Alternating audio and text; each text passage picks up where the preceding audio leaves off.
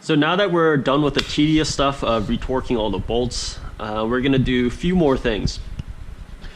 One, we're going to check that the valve timing is still on. The valve timing could be thrown off because this timing chain has a tendency to stretch over time. And if it stretches, we need to be able to compensate for that by putting in a different position on the sprocket.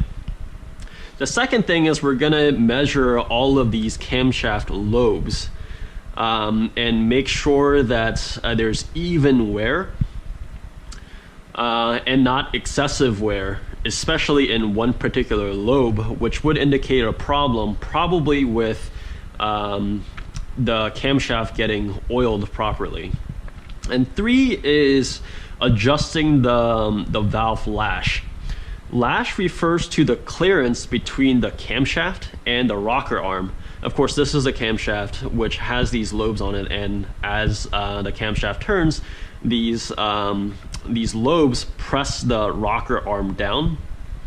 And the rocker arms is exactly what it sounds like. It's these little pivoting things right here where it just moves up and down as the camshaft presses on it. And to be able to do all that, we need to be able to turn the engine. Now, there's 3 ways that you can turn the engine with the cylinder head on.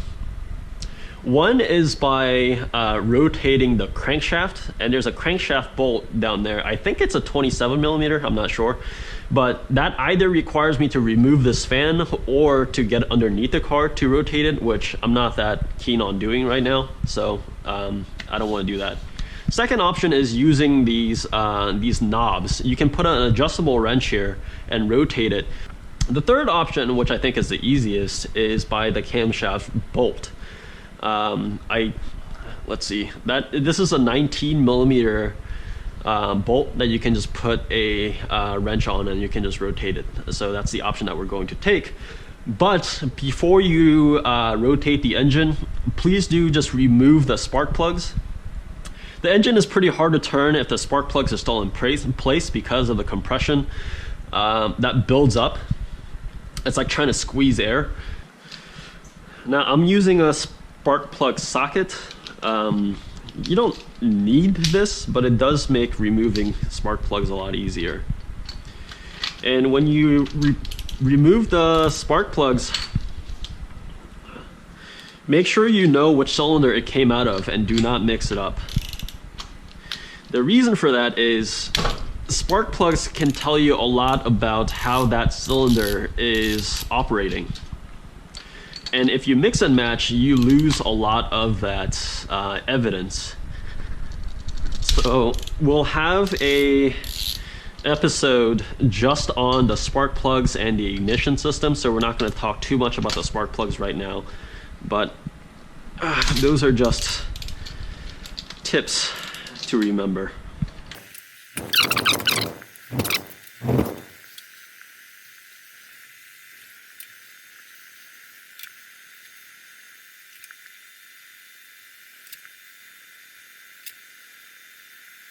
So now that the spark plugs are all out, we're going to check the valve timing. Valve timing can be checked by looking through the sprocket windows right here, but for you to be able to do that, first you need to find exactly the top dead center. And top dead center means that the cylinder number 1, that piston is at its highest point. And there's a few ways that you can check, and as you rotate the engine, you should be looking for all of these signs. Number 1, both of the valves in cylinder number 1 should be closed. Or how you can check is these 2 camshaft lobes at cylinder number 1, they're both pointing upwards. Some people call this like rabbit ears. Secondly, you need to look at the crankshaft pulley. You can see that it's exactly at 0. That also tells me that the engine is at top dead center.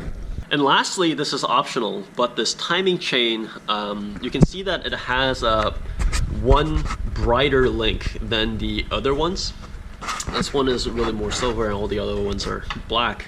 This one is at sprocket position number 1, which is where I set it at when I installed the timing chain and the head. So these are all signs that you should be looking for. If you have the engine at exactly top dead center, you can look at the sprocket window here, and you should be able to see a little notch on the sprocket and a groove behind it. Now, what you're supposed to see, or what you're supposed to check, is where that groove is in relation to the sprocket notch. And what you're supposed to see is, I hope this isn't copyright infringement, but this is the Haynes manual, and it has a nice little picture of what you should be seeing. So what you should be seeing is that notch is a bit ahead of the groove. What you don't want to see is that the notch is behind the groove. And if you take a look at what I have here, my notch is almost overlapping with the groove, which tells me that there's a slight retardation of the valve timing. So the first thing that we're going to do is loosen or actually take off the oil spray bar, because we'll need to use these little knobs to hold the camshaft exactly in place while we undo the sprocket or the camshaft's sprocket bolt.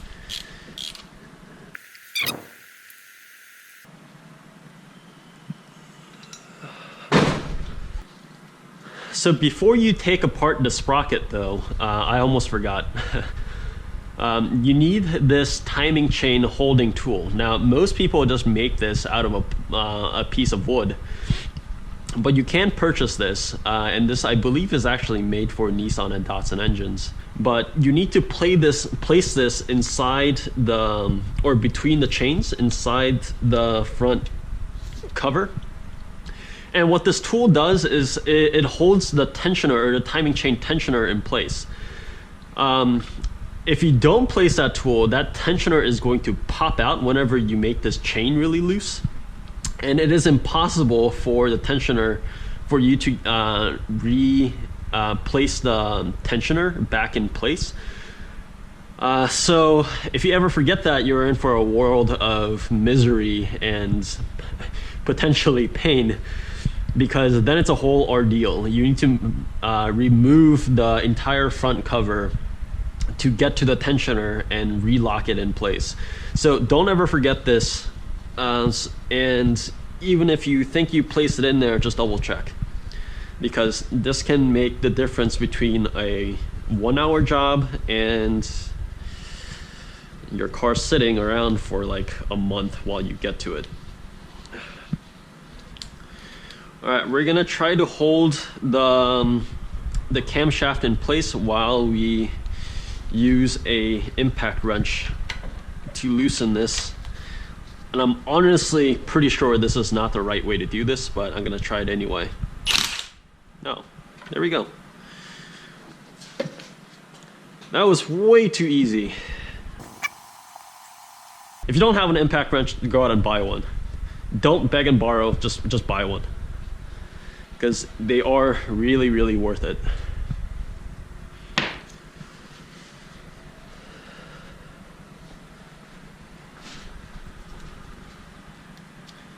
All right, there's this giant washer.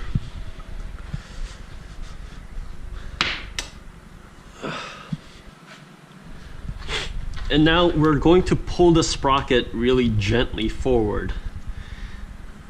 And of course, if gently doesn't work, get a rubber mallet.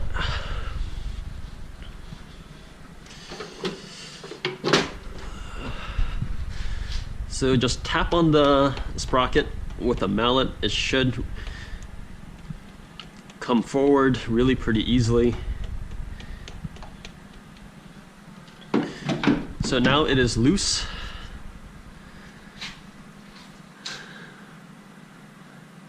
So I'm sure you can't see any of this, but so the bright link, like I said, is exactly at the sprocket position number 1, and sprocket position number 2 is all the way back here. So we'll just walk it a couple at a time.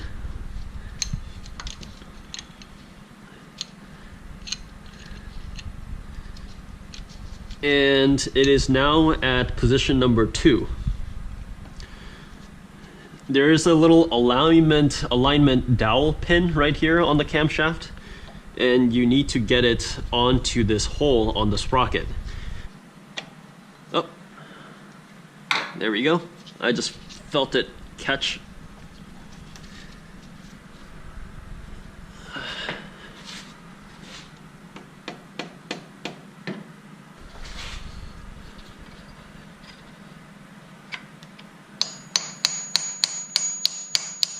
Alright, we're just going to tap it in place. And here's how it looks at position number 2. Honestly, I don't know if that's any better.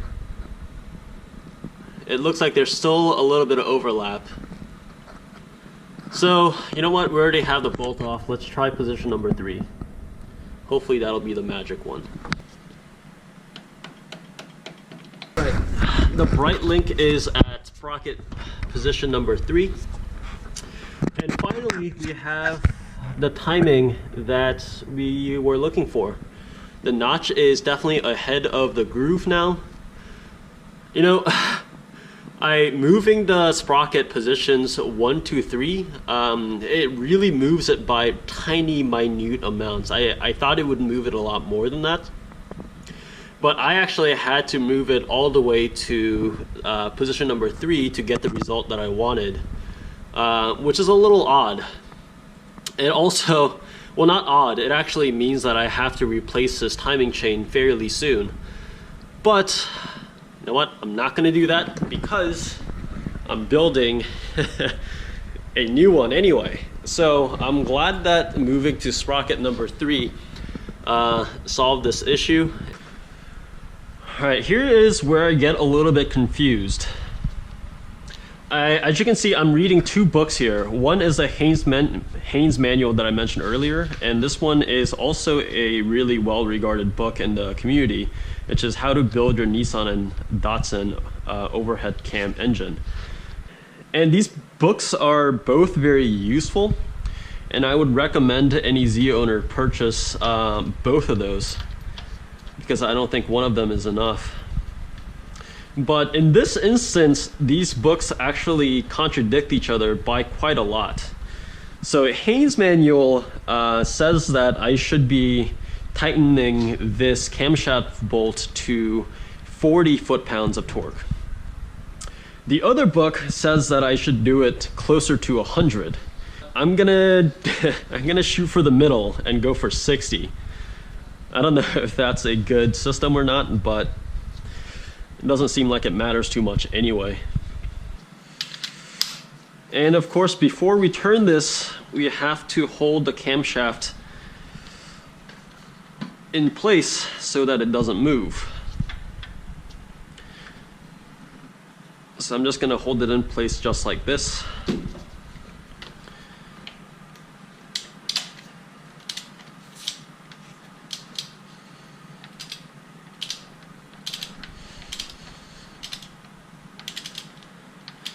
And at this point, it's actually not that critical that the camshaft doesn't move at all. You just want to find the right torque. There we go.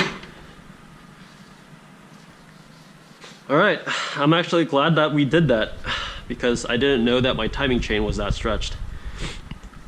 When you're done, take this out. I don't know what happens, but I'm sure you don't want to be running the engine with this tool still in place.